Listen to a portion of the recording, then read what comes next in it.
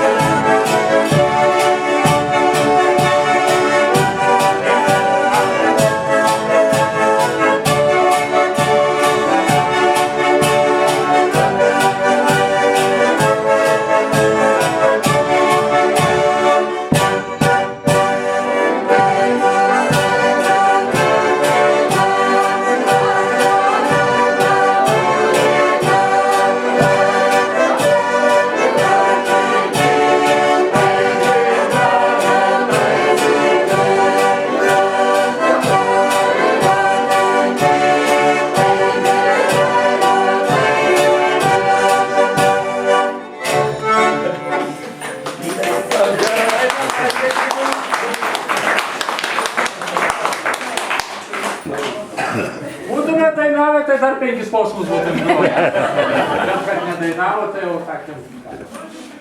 Pritrūkot žodžių. Labai džiugu, labai gražu, kad kažkada, kad tik gražus, labai prasmingas renginys prasideda, jis kažkada turi ir pabaigą. Tai mes tų atlikėjų, mūsų svečių vardu, ačiū žiūrovam, nors ir negausiems, bet ištikimiems, nes mes vis pastoviai su jais susitinkam, galim pasidžiaugti, pabendrauti. Dabar norėčiau, prašom, dar. Aš noriu administracijos vardu padėkoti muzikantams už tokį šiltą renginį, už tokį nuostabų šiltą bendravimą su mumis. Labai jums ačiū. Jūs esate tikros Lietuvos kultūros tikrai puoselėtojai. Linkim jums sėkmės kūrybinės, o pačiam jauniausiam Rokui, kaip aš girdėjau, mes norim padovanoti muziejaus katalogą. Čia Rokai yra vienos armonikos, Peterburgo armonikos, koncertinos ir bandonijos aprašymai ir nuotraukos. Sveikinam ir linkim tau nuo šiandien dienos nuostabios muzikinės karjeros.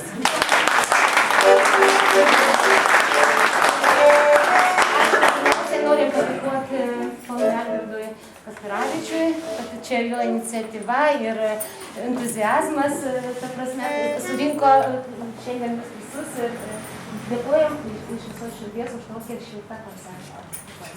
O mes suteiksite ne tik aš ir čia jaunimo, ir jūsų žiūrovų visų vardu, mes turi būti dėkingi muziejui.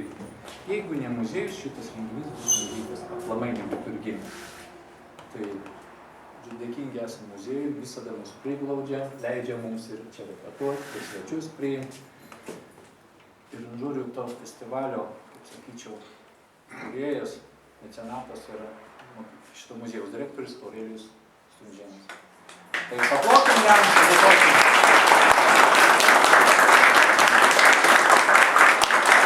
Mes tikimės, kad dar sustiksim ne vieną sykį, kaip sako, pavasarį gelužė saulutė pakyla, kiemelis sušyla ir labai gražus kiemelis ten yra. Tai kartais būna renginiai ir kiemelį. Mes vienas bandėm turbūt daryti. Užklupo lietus ir atbėgom čia.